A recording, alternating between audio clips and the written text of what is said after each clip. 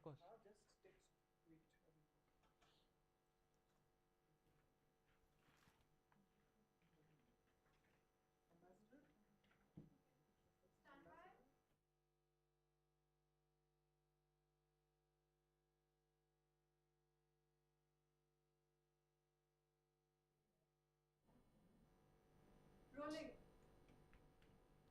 So the first presidential debate between incumbent President Joe Biden and former President Donald Trump has just concluded in the United States. To help us make sense of what happened in the debate, what were the major issues, and what this means for America's role in the world, we have with us Ambassador Meera Shankar, who was India's ambassador in the United States from 2009 to 2011. Ambassador Shankar, thank you so much for joining us. Ma'am, it's just been a couple of hours since the debate closed. Could you give us your initial sense of how you thought the debate went, what you thought the major issues were, how this represents America on the global stage? Well, I think it actually underlined how polarized America is. Because on each of the major issues, whether it was the economy and taxation, or it was immigration, or it was social security and Medicare, or it was foreign policy or climate or environmental policy, there were wide differences between the two candidates. And of course, the level of personal invective in the debate, I think, has been very high, and something which is a new trend, I think, exacerbated by social media. The performance of the two candidates, Joe Biden had to try to reassure people about his age and that he's fit for the job. And Trump had to try to maybe defend his record and evade the issues on his criminal convictions. I think Joe Biden made a very faltering start. Right. They say that he's been suffering from a cold, and his voice was not firm. So, and he was talking very fast, so it was difficult to actually get the emphasis that he wanted to make.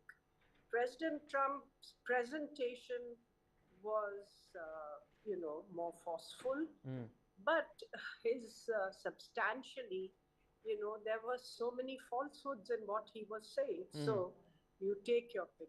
Right. Now, if I could ask you, viewers may or may not know this, but Ambassador Shankar has had at least 3 decades of experience. I believe in the 1990s was the first time you were in the States. How much has the politics changed? I mean, is this something of a surprise to you of how much politics has changed in the United States since you were there in the 1990s? Would this scene have been even remotely recognizable from your experience in America in the 1990s? I think America has always had a degree of polarization, but there's also been issues on which they could arrive at bipartisan consensus. And you see this in the Clinton presidency. I remember there was a budget shutdown. Newt Gingrich was the speaker, and there was, a conservative-dominated House, and there was a budget shutdown. But eventually, the Clinton administration and Newt Gingrich were able to work together and reach a deal and restart the budget process and get it passed.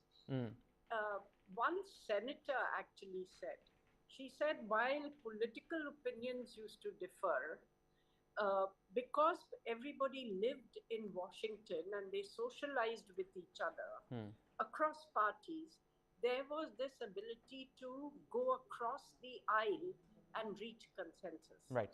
Now, that certainly has become weaker in the US. And I also think that, social media, governance in an age of social media, politics in an age of social media has become more polarized all over the world because it tends to reinforce opinions like an echo chamber and a hall of mirrors. Right.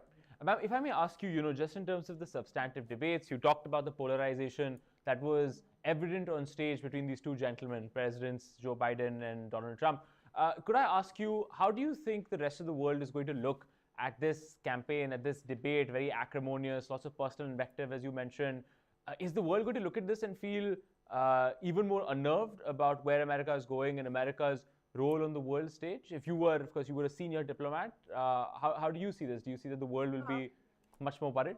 Yeah, yes, I think especially in Europe, there will be concern over US policy on Ukraine, and whether if Trump comes to power, he will stop aid to Ukraine. And then Europe will have this dilemma of what to do about its policy, whether to shift course or to try to continue on their own, which they've been trying to do a little. They've been trying to Trump-proof aid to Ukraine by getting the decision to use the interest on the frozen Russian assets to fund Ukraine. So they're trying to Trump-proof it, but clearly, it's going to be a major problem for them. On trade, I think the whole world will have to come to terms with the 10% tariffs that Trump promises to put across the board on all goods coming from every country. China will, of course, he says he will impose more punitive tariffs on China, much more severe tariffs across the board on Chinese imports. So you could possibly see that Russia perhaps may welcome Trump's win because they think that he would be more amenable to negotiations on Ukraine. China perhaps would have been happier with the continuation of the Joe Biden presidency. As far as India is concerned, I think that, we do business with both Republicans and Democrats, and our relationship with President Trump was good when he was in power. It's been very good with Joe Biden as well. But there's one concern I would have about Trump, and that is economically, if he puts the squeeze on immigration and visas, our IT industry is also already undergoing a bit of a downswing because of constrained demand in the US and Western Europe. Then on top of that, if there is a visa squeeze for H-1B visa employees or L-1 visa employees, it'll make it more difficult for our IT companies to deliver services in the US by sending experts from India, which could eat into their competitiveness. Right. So that is one concern I have about Trump. I think the other is whether on the progress that has been made on joint defense production, whether he would back it or he would seek to unravel it. Because last time he was there, he, initially virtually killed the Defense Technology and Technology Initiative, DTTI, for about 2 years or so or more. Perhaps they didn't have a meeting of this group. Basically, his view was we should export. Why should we produce elsewhere and create competitors to ourselves? So I really don't know how this will pan out. But if this becomes shaky, this leg of the relationship becomes shaky, I think it can have a spillover effect on the substantive elements of the relationship. Right. Ma'am, if I could also ask you a question just more broadly about the India-US relationship when it comes to domestic polarization. You said that, of course, look, India does business with everyone on both sides. There's bipartisan consensus, even in the United States, that we want to have a good relationship with India. But do you think that, the divisions that you saw, that you referred to on stage, does that somewhere materially reflect, will that lead to a weakening of American power abroad if they cannot, sort of come together at home? And do you think that, therefore, that polarization also has an impact on India's foreign policy? So do you think that Indians looking at this debate will see a level of acrimony that could have major long-term impacts for America's foreign policy abroad? I think Biden has tried to stabilize traditional American policy, build stronger relations with its traditional allies in Europe. US is now in a very influential position in NATO, unlike during the Trump years when he questioned the usefulness of NATO as an alliance. Mm-hmm. And on the other side, in the East too, Biden has done much to shore up and strengthen alliances with Japan, South Korea, the trilateral Japan, South Korea, US dialogue, which he has started, rebuild relations with Philippines, where the defense agreement between the two has been renegotiated, and of course, have the Quad and substantive movement on the defense and critical and emerging technologies front with India. So Trump was, I think there was one good thing in his policy, and that was he was very reluctant to go to war. And he claims, and it's true, that he didn't really initiate a conflict with any country. And though he was being urged to attack Iran, I think he personally overruled the recommendations which came and instead looked at, ordered the assassination of Soleimani. On the other side in Syria, he responded with a missile attack, and that was it. Again, didn't expand the conflict. So there have been some good points as far as Trump is concerned, and he's been stronger on the need for the US to,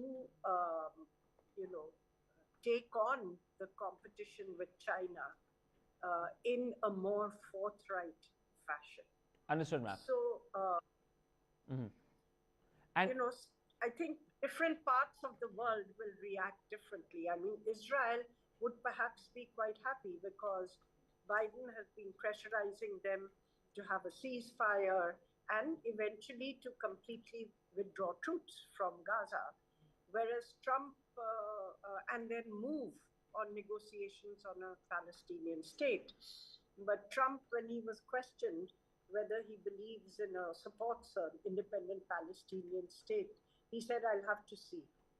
And generally, the feeling is that he's far more willing to give a blank check to Israel in its actions than Biden. Understood. Ma'am, if I can ask you one final question, a topic that I'm sure you're familiar with, Afghanistan, that came up specifically within the context of this debate. You had President Trump go after President Biden and sort of attack his record, especially the withdrawal from Kabul in September 2021. This was, of course, a point of acrimony and debate within, at least has been for the last 3 years, of course, came up again during this debate. How do you think India will see sort of that segment of conversation on Afghanistan? Is it still a type of a conversation between India and America, what's happening in Afghanistan? How will they see this clash about the specific issue of Afghanistan? Well, I think that's one issue on which there's an agreement on policy. There may be criticism of how it was implemented. Was Trump too precipitate in reaching an agreement with the Taliban? Or was Biden's exit from Afghanistan, chaotic and helter-skelter? But the fact is that both agreed that the US had been in Afghanistan too long and that they needed to get out and pull back their troops. And that's what both have done. Right. Understood. And in terms of just more broadly speaking, how you see this moving forward for instability, right? We often talk about we had 4 years of Trump. Trump had a particular policy over things like the Middle East and so on, about India. President Biden, of course, very different policy, more engaged in international institutions like NATO and so on and so forth, much more internationalist in his leaning. Now, after this debate, it seems like the pundits are all saying that, look, President Trump seems to have locked it down, and we may be staying down 4 more years of Trump. Do you think this habitual, just to zoom out of this debate just a little bit, do you think this habitual instability in American politics that, you know, America doesn't have a foreign policy, presidents have foreign policies. Do you think that this habitual instability, 4 years of this president, then 4 years of a radically different policy, then 4 years again of that same president, do you think that that sort of instability damages America's credibility abroad, damages its ability to sort of work with India and China and really keep the global order stable? Do you think that's the case?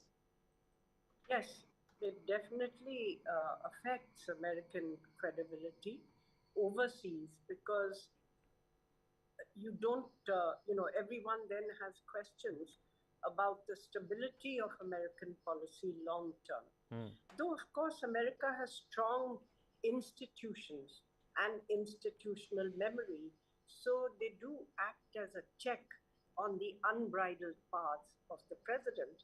But you can see a lot of swings, for instance, on the climate change policy. You had George Bush Jr., who walked out of Kyoto. Then, under Obama, the US rejoined the climate change negotiations and became part of the Paris Accord. And then you had Trump walk out of the Paris Accord. Then you had Biden rejoin it. Now Trump again threatens to walk out of it. So on many key international issues such as climate change, the volatility in US policy has impacted not only its credibility, but the ability of the world to actually seriously grapple with these issues. Understood. Thank you so much, Ambassador Shankar, for your time, for explaining really what the major takeaways are from this debate, as well as the longer-term ramifications for US foreign policy. Thank you so much, Ambassador Shankar, and thank you again for watching India Today Global.